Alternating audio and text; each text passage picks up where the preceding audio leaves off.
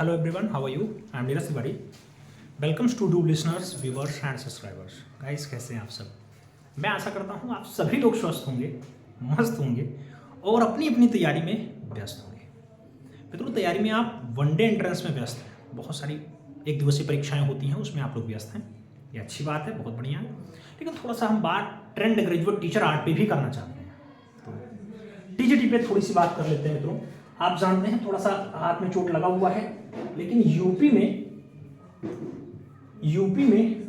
TGT art के लिए finally कुछ पद आते हैं। जैसे आपने देखा होगा 2021 में फाइनली आपका 813 पदों पर भर्ती थी। ऐसे आपने 2022 में नोटिफिकेशन देख लिया। ये 2022 में जो नोटिफिकेशन आया इसमें 148 पद है। इसके लिए जो इस टाइम बच्चे हैं वो इनरोल हो गए हैं, लगभग 80,000 के आसपास फॉर्म पड़ गया। तो 80,000 प्लस बंदे इस टाइम 148 पदों पे फाइट कर रहे हैं। तो इसमें फाइट में आप कैसे अपना एक पद सुनिश्चित करें और कैसे इनको जो है 147 में कन्वर्ट करें। जब आप एक सेलेक्ट होंगे तभी 147 बचेगा ना। तो इस पे थोड़ा सा हम बात करते हैं कैसे आप सिलेक्शन प्राप्त कर सकते हैं। मित्रों, इसमें सिलेक्शन लेने के लिए आपको सबसे पहले जो ध्यान देना है वो सिलेबस देना है। सिलेबस को आपको कंप्लीटली पढ़ना है, 100% सिलेबस तो पढ़ना ही पढ़ना है। लेकिन आज के दौर में आप जानते हैं कि आपके यहां फाइनली सिलेबस से इतर भी पूछने का तात्पर्य है, पूछने का दौर चल रहा है। आपने देखा होगा यहां पे पाश्चात्य पूछ लिया जाता है, आपसे यहां विविध पूछ लिया जाता है, विविध के साथ आपसे यहां कुछ पुस्तक के लेखक पूछ लिए जा रहे हैं। कुछ लोग कह रहे हैं करंट अफेयर्स भी आता है। भाई, करंट अफेयर्स नहीं आता है, बस करंट के कुछ सम्मान पूछ लिए जाते हैं। जैसे कला के क्षेत्र में किसी को नोबेल पुरस्कार प्राप्त हो जाए, या किसी को जो है भारत रत्न दे दिया जाए, या पद्म भूषण, पद्म विभूषण या पद्म श्री दे दिया जाए, तो इनसे कभी कभी क्वेश्चंस आ जाता है। ये अलग बात होती है। तो हम थोड़ा सा सिलेबस पे चर्चा कर ले रहे हैं। सिलेबस है क्या? यूपी टीजीटी आर्ट का जो सिलेबस होता है मित्रों, आप जानते हो 12-13 स्टेप में डिवाइड है। सबसे पहला जो नाम आता है तो भारत के प्रागैतिहासिक कला केंद्र आता है। भारत के प्रागैतिहासिक कला केंद्र। दूसरा आता है मित्रों सिंधु घाटी की सभ्यता की चित्रकला। सिंधु घाटी सभ्यता की चित्रकला। उसके बाद जो तीसरा टॉपिक आता है मित्रों, इसमें भारतीय चित्रकला के षडांग का उल्लेख है। भारतीय चित्रकला के षडांग। आप जानते हैं षडांग में केवल 6 अंग होते हैं: रूपभेद, प्रमाण, भाव, लामड़ी योजना, सदृश और मणिका भंग। यही 6 पे बार बार क्वेश्चंस आए हैं। 2019 में आपने 2021 वाली भर्ती में आपने देखा होगा ये षडांग से 2 प्रश्न आया था और अक्सर लोग गलत करके आए थे, क्योंकि जयमंगला से क्वेश्चंस पूछा गया था। पंडित यशोधर की रचना है जयमंगला। ज्यादातर लोग कामसूत्र के रचयिता के बारे में आंसर्स दे दिए फटाक से, वात्स्यायन को लगा के आ गए। तो इसलिए बहुत सारे लोग 1-1 नंबर से बाहर हुए हैं और ये तो 4 नंबर का था। भारतीय चित्रकला के षडांग के बाद जो आपका अगला स्टेप आता है वो आप जानते हैं मित्रों कि चौथा टॉपिक जो आपका आता है, वो चौथा टॉपिक क्या होता है? भारतीय चित्रकला के षडांग के बाद फाइनली जोगीमारा, बाग, बदामी, एलोरा। जोगीमारा, बाग, बदामी, एलोरा, शिट्टन वासल, अजंता, इन सभी की गुफाएं आपसे पूछी जाती हैं। खूब भरपूर मात्रा में यहां से क्वेश्चंस आता है, लगभग 7-8 क्वेश्चंस लेकर के आ जाता है। इसके बाद क्या आता है मित्रों? इसके बाद जोगीमारा, बाग, बदामी, एलोरा, शिट्टन वासल के बाद जो आता है वो भारतीय लघु चित्रकला आता है। भारतीय लघु चित्रकला आता है। आपका जो 5वां टॉपिक होगा वो भारत का लघु चित्रकला होगा। भारतीय लघु चित्रकला।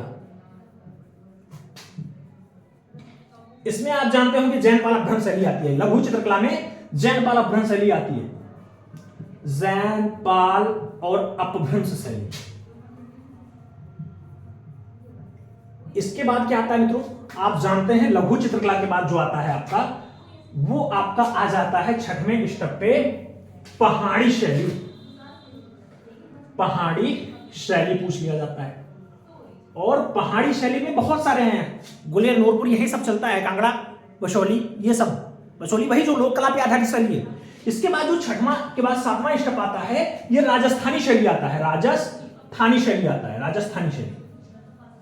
और राजस्थानी शैली की हम बात करते हैं मित्रों, तो आप भी जानते हो कि राजस्थानी शैली में जो क्वेश्चंस बनते हैं उसमें हाड़ौती, ढूंढार, इन सभी से, कभी कभी आप देखते होंगे कि जयपुरी, बीकानेर या फिर अलवर शैली से, या कभी कभी आपने देखा होगा जोधपुर शैली से भी क्वेश्चंस पूछा जाता है। तो ये सब राजस्थानी शैली के उपहिस्से में आते हैं, उनसे क्वेश्चंस बनता है। अब राजस्थानी शैली के बाद जो 8वां स्टेप आएगा मित्रों, ये बंगाल शैली आएगा। और बंगाल शैली अब तक के सभी टॉपिकों में सबसे तगड़ा टॉपिक होता है बंगाल शैली। बंगाल शैली से अकेले लगभग 8 से 10 प्रश्न आ जाते हैं, 8 से 10 प्रश्न। 10 प्रश्न आ जाए समझ लो 40 नंबर हो गया मित्रों, एक एक नंबर से सिलेक्शन रुक जाता है, 40 नंबर तो बड़ी बात हो जाती है। तो ये आपकी बंगाल शैली, इसमें सबसे खासम खास जो नाम होता है वो अवनी बाबू का होता है, यानी अवनींद्रनाथ ठकुर। अवनी बाबू, अवनी बाबू आप जानते हैं अवनींद्रनाथ टैगोर के नाम से जाने जाते हैं। ये रविन्द्रनाथ टैगोर जो कवि गुरु हैं, 2500 से ज्यादा रचनाएं बनाए हैं, उनके जो है ये भतीजे होते हैं। रविंद्र बाबा तो जो है 70 के दशक में, लगभग 7वें दशक में आए थे। 67, 68 या 69 साल की आयु में जो है वो चित्रकारिता की ओर आए और फाइनली 70 से ज्यादा नहीं 2500 से ज्यादा चित्रों को बना दिए। सोचो 70 के साल में कोई आया हो और फाइनली 70 वर्ष कम भर का आयु होता है ना, और उस वायु में आकर के 2500 से ज्यादा चित्रों को बनाया हो। उसका भतीजा फाइनली ये अवनी बाबू के एक भाई साहब हैं गगनेंद्र नाथ ठाकुर। गगनेंद्र नाथ ठाकुर आप ये भी जानते होंगे कि फाइनली भारत के पहले घनवादी कलाकार भी हैं, एक अच्छे कार्टूनिस्ट भी हैं। इन्हीं की एक सिस्टर है सुनैना देवी, सुनैनी देवी। सुनैनी देवी भारत की पहली महिला चितेरी हैं। बिनैनी देवी भी उनकी जो है बहन ही है, वो भी छवि रचना बनाती थी। छवि मतलब हो गया छवि रचना, तो छवि को वो सब बनाते थे, मेंटेन करते थे, बहुत अच्छा है। ये अवनी बाबू से सबसे ज्यादा क्वेश्चन आता है मित्रों। इनके बहुत सारे चेले हैं, नंदलाल बोस हो, अवनी जो है छत्रीनाथ मजूमदार हो, या फिर डीपी राय चौधरी हो, या फिर अन्य असित कुमार हालदार, बहुत सारे नाम आएंगे। तो ये बंगाल से भी 10-12 क्वेश्चन लेकर के आती है, इसे याद रखिएगा। उसके बाद जो 9वां ऑप्शन देगा उस समसामयिक कलाकार का देता है, समसामयिक कलाकार। ये समसामयिक कलाकार में मित्रों सभी नाम आ जाएंगे। समसामयिक कलाकार में सभी नाम आ जाता है, जैसे आप नारायण श्रीधर बेंद्रे का नाम सुनते होंगे, जैसे आप के हवार का नाम सुनते होंगे, जैसे आप मकबूल फिदा हुसैन का नाम सुनते होंगे, जैसे आप राजा रवि वर्मा का नाम सुनते होंगे, जैसे अन्य नामों में इत्यादि शब्द जुड़ जाता है, चाहे वो जोगेंद्र चौधरी हो, चाहे वो अन्य नामों में कोई जोड़ दो भाई, ध्रुव मिस्त्री से लेकर के सभी नाम, कालकांडला वाला तक के सब कुछ इसी में आ जाते हैं। तो ये समसामयिक कलाकार अकेले लगभग 30 प्रश्न लेकर के आ सकता है। 20-25 प्रश्न तो कहीं नहीं गया, और अगर 30 प्रश्न आ रहा है तो 120 नंबर हो गया। समसामयिक कलाकार सबसे इंपॉर्टेंट टॉपिक बनता है। और समसामयिक कलाकार के बाद जो हम पढ़ेंगे वो 10 नंबर पे आता है रेखा वर्ण तान पोत अंतराल। रेखा वर्ण तान पोत अंतराल। तो ये मित्रों आपके बहुत अच्छे टॉपिक होते हैं, इनसे घुमा के क्वेश्चंस आपसे पूछा ही जाता है। इनको भी आपको याद रखना होगा क्योंकि ये आपके सिलेबस के हिस्से में आता है। फिर जो आपका 11वां टॉपिक आता है वो पारिप्रेक्ष्य का सिद्धांत आ जाता है। पारिप्रेक्ष्य का सिद्धांत, ये आपसे लगभग 2-3 प्रश्न लेकर के आ जाता है मित्रों आपकी परीक्षा में। ये भी बहुत खास टॉपिक है। तो ये तो आपका ऑफिशियली जो सिलेबस लॉन्च किया गया था उसका हिस्सा है ये पूरा का पूरा। आप देखेंगे तो यहाँ पे जो भी आपका लिखा दिखाई दे रहा है ये सब आपके ऑफिशियली सिलेबस है। इस सिलेबस के अनुसार आपको पढ़ना है, ये आपका ऑफिशियली सिलेबस है, इसको देखना है। उसके साथ आपको ये एक्स्ट्रा भी करना होगा मित्रों। ये तो हमने दे दिया पारिप्रेक्ष्य का सिद्धांत। इसके बाद आपको देना होगा विविध भी पढ़ना है मित्रों। क्या पढ़ना है? विविध भी पढ़ना है।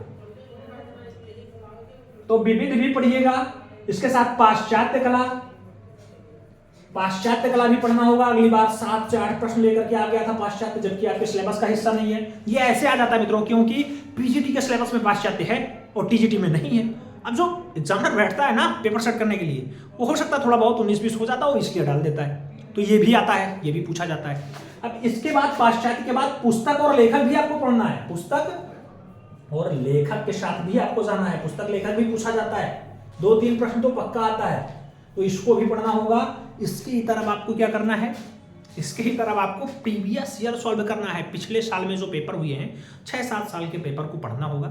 शिद्दत के साथ पढ़ना होगा, ईमानदारी के साथ पढ़ना होगा। बहुत सारे क्वेश्चंस में डाउट होता है, जैसे हर साल 4 से 5 प्रश्न ऐसे होते हैं जिनके एक से अधिक आंसर्स हो जाते हैं, तो विवादित क्वेश्चंस हो जाते हैं, उनको आपको अलग करना है, उनको हटाना है।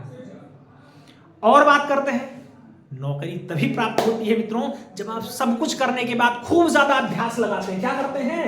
प्रैक्टिस पेपर लगाते हैं मित्रों, खूब ज्यादा अभ्यास पेपर लगाते हैं, सब समझ में आ जाता है, सब आसान हो जाता है। एक ऐसा दौर आता है जब आपकी तैयारी 100% हो जाएगी, आपको खुद कॉन्फिडेंस हो जाएगा, थोड़ा सा डर आने लगेगा, अब होगा या नहीं होगा, समझ लो बहुत आसान है। जैसा ऐसी फीलिंग आने लगे कि अब यार होगा या नहीं होगा, जब से ये ख्याल आना स्टार्ट हो जाए, समझ लो सिलेक्शन के आप बहुत पास हैं।